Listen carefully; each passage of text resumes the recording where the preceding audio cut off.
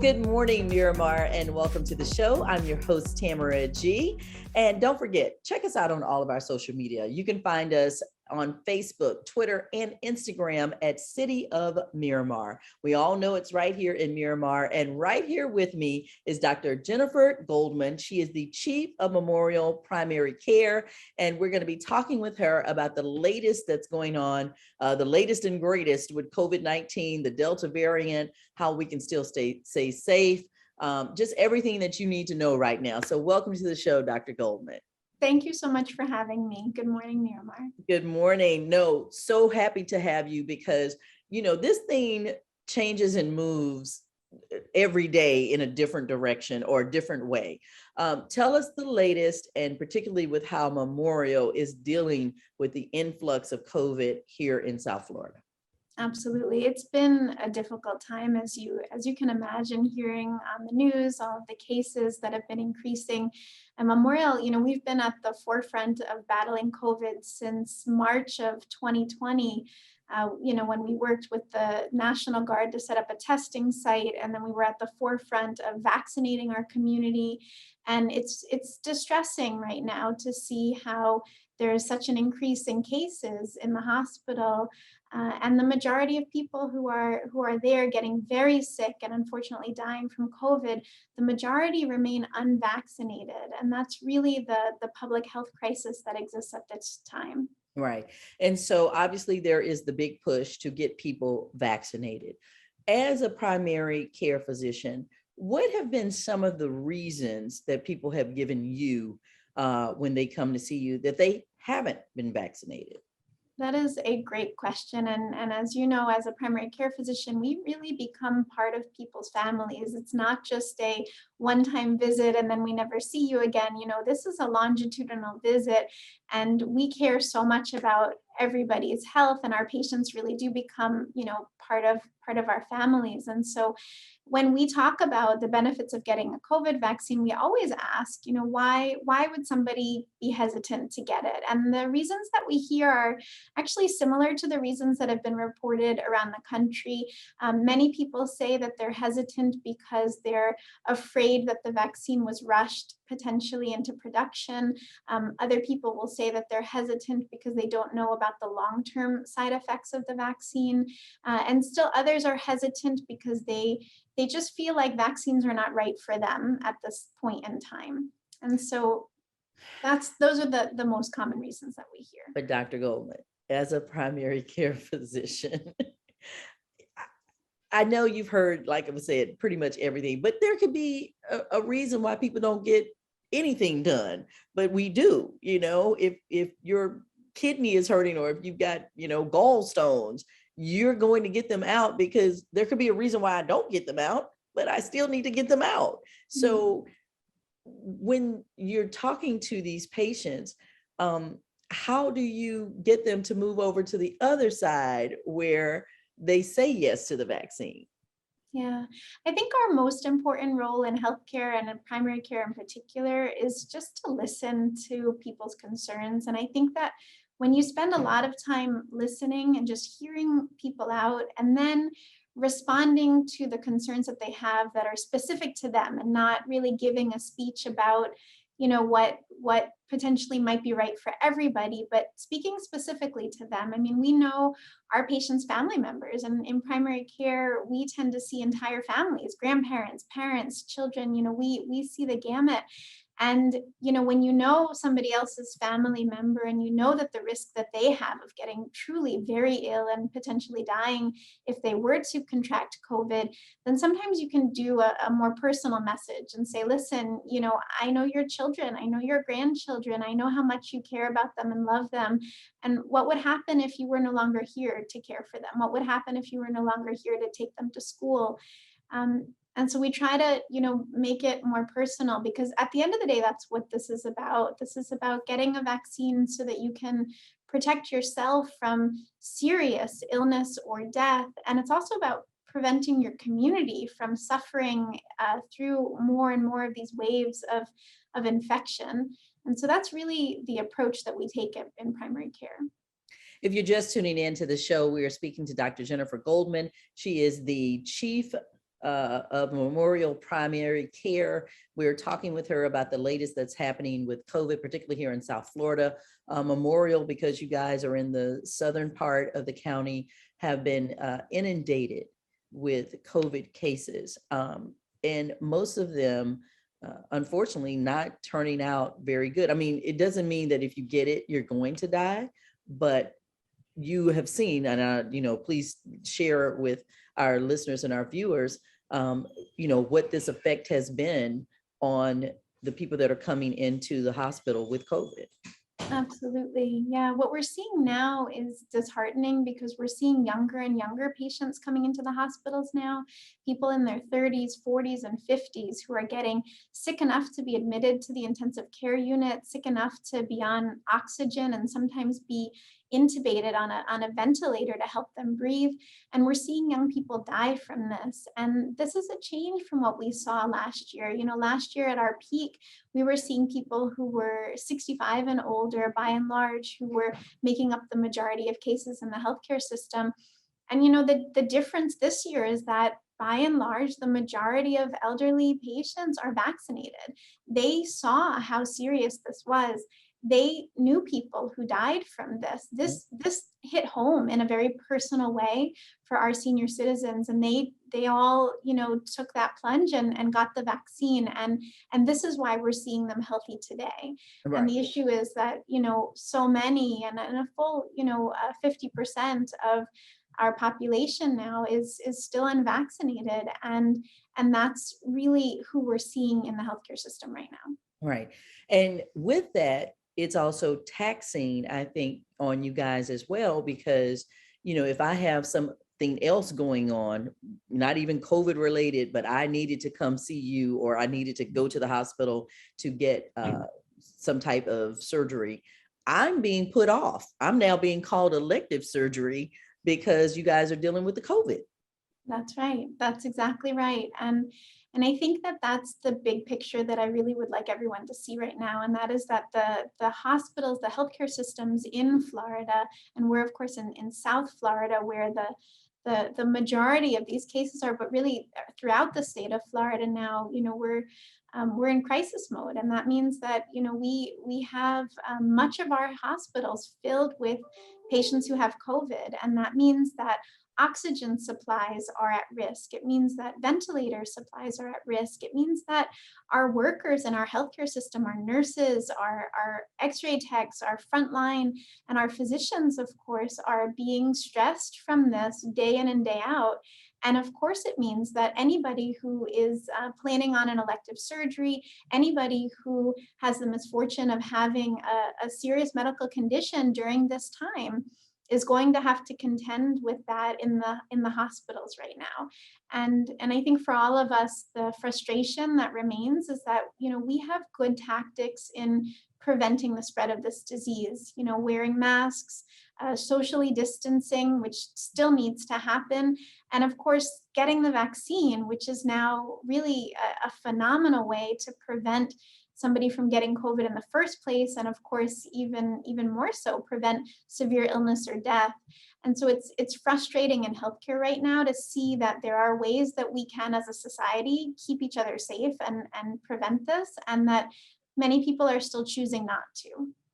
And so with that, Dr. Goldman, obviously there also has been a small percentage of people who have been vaccinated, who have also gotten COVID and also lost their lives. But, obviously those numbers are minuscule compared to the ones who have not been vaccinated, correct? That's absolutely right. And the vaccines, there have been studies done that have been published that show that the vaccines are still extremely effective at preventing COVID. And in the small percentage of people who end up getting COVID after they're vaccinated, the disease in most cases is very mild. And in some cases, yes, the disease can be more severe. And many times what we're seeing in fact, throughout the country, not just in Florida, is that those breakthrough cases of severe COVID-19 are occurring in people whose immune systems are weakened by either underlying conditions or by some of the medicines that they're taking. And really, this is why the CDC more recently approved a third dose of those mRNA vaccines, either Pfizer or Moderna, for people with severely weakened immune systems.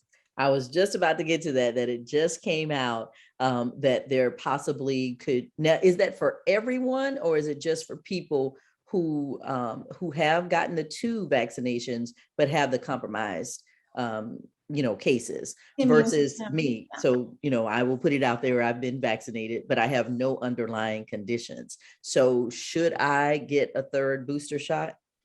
So at this time, no, you shouldn't. And in fact, we're not even calling this a booster shot. It's actually been termed really just a completion of the vaccine series for people who have a weakened immune system. And that's because, vaccines work by stimulating our bodies to make antibodies against an infection of one sort or another. And that's how these mRNA vaccines work. They stimulate our bodies to produce an antibody against the spike protein. And what we see over and again is that people with moderate to severely compromised immune systems, meaning weak immune systems, people who are not able to fight off infection easily, then what we see is that they're just not making a robust antibody response. And so they might be creating some antibodies, but those antibodies are not enough, or they don't last long enough to prevent them from getting severely ill from COVID. And so, really what the CDC is saying is that the people in the category of severe immunocompromise are people who've had organ transplants, people who've had stem cell transplants, people who are actively on cancer treatment like chemotherapy, people who are taking medications like steroids, oral steroids like prednisone, or other medicines that can weaken the immune system, that they are at increased risk of not only getting COVID, but potentially getting severely ill with COVID, even though they've been vaccinated. And for that particular population, they're recommending a third dose of one of the mRNA vaccines, either the Pfizer or the Moderna.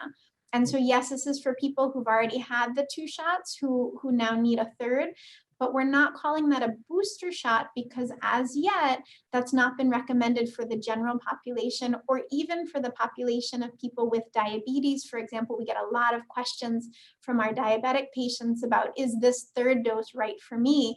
And the answer is right now, according to the best guidelines that we have in the United States, that third dose is not for everybody. It's just for those with severe immunocompromise. Okay, great. If you're just tuning in, we're speaking to Dr. Jennifer Goldman. She is the Chief of Memorial's Primary Care, and we're speaking with her about the latest that is going on with the COVID-19, particularly now that we have kids that are headed back to school. We've got colleges that are going to have thousands of students on their campuses. Is it going to eventually move into where kids 12 and under will be able to get the vaccine? Because I know 12 and up, you can get it if you're, you and your parents decide that you are eligible to get it, but not 12 and under. That's right. Yeah, well, we're hoping, the studies are ongoing to study children who are under age 12 to see if they're eligible to get the vaccine. And we all do expect that that will happen pretty soon. Now, I can't tell you the exact date. I don't know that, just as we all don't know that as yet, but we're eagerly awaiting for those results of the trial and, of course, the approval from the FDA for emergency use authorization for kids under 12 as well. And I guess the question too, Dr. Goldman, is, I'm a little bit older than you, a little bit older than some other people who probably are watching. To even go to school, I had to get a measles, I had to get a mumps. I think I got a tuberculosis one. I've gotten vaccines my whole life. Why? Well, I know why. This has become a political issue versus a medical and for the good of people issue. So I won't even really get into that. But I guess my question would be, why are people so hesitant to take this one when we've taken vaccines for everything since we were 5 years old in the first grade? Yeah, and I think that that's the question that all of us really have on our minds right now. And I do think that the leadership in the country has done a good job of emphasizing the need to take vaccines, some earlier than others, taking that position, some of course later, but I think everybody is aligned right now in the fact that we know that these vaccines save lives. And just like we have experience with other vaccines in this country to prevent us from getting polio. We're not talking about polio right now, and that's because people are vaccinated and because children are required to be vaccinated. Now, I think that we can all understand that this is something that is brand new to our society. We were, of course, not expecting and not prepared for a pandemic. And the fact that it's gone on so long, I think is frustrating for people. And I of course understand and respect that. But again, when we look at the science behind the vaccine, the technology that went into COVID vaccine, the mRNA technology that went into the vaccine has actually been in development for over 10 years. And so this is not something that somebody just sort of whipped up, haphazardly. This is something that has a lot of research, a lot of data behind it. And not only that, it's a lot of data in the real world too, working with all of the people who've been vaccinated and the scientists studying this over and over again to look in the real world at how effective really is this thing. And what they've seen has really exceeded expectations, that the vaccine has been more effective than anyone really thought that it would be. And it's been safe to take. And so this is what we're talking about, day in and day out in primary care, and just trying to convince our communities that this is the best way that we can protect each other right now. Right. And I know, Dr. Goldman, it has to be really hard, when you see people on a daily basis in the office, and then you have to send them to the hospital because they, have COVID, and they're exhibiting all the signs of, distress. I just saw this morning, I was watching CBS News this morning, and they were talking about hospitals in New Orleans. And literally, they were saying because they are so overwhelmed, because they don't have enough beds, because it is taking over, that they possibly may have to make the decision of whether to transport people and admit them if they don't have the vaccine. Mm. As a doctor, that I can't even imagine, because you take the oath to protect and to, try to make everybody whole and well. Where would that bring our society if you guys literally have to say, did you get the vaccine? Or if you didn't get the vaccine, we can't admit you because we just don't have the resources to help. Mhm. Yeah, so in medicine, we take that oath, as you say, to do no harm and to take care of everyone, regardless of religion, regardless of political affiliation, regardless of life choices. And so, we're here for everybody. I can't speak to the situation in Louisiana. I can say though that probably what you're hearing is that healthcare systems are stressed to the breaking point right now, and the fact that this could have been prevented is I think is really weighing on people at this time. And so again, in healthcare, we're here for everybody. I continue to take care of all of my patients regardless of vaccination status, but I still talk with them as I would any of my loved ones to say, this is something that can save your life, and there is no good reason to not take it at this time. Right. And so I And think we just hope that it doesn't get that way in Florida. But that's right. that was on the news this morning, just because they were talking to doctors in New Orleans. Yeah. Yeah. And it broke my heart, because then that meant somebody's going to have to make a decision not to help someone because we're just overwhelmed. We can't do anything else. We That's don't have any more ventilators. We don't have any more beds to put you in. They're making makeshift hospitals out on parking lots now.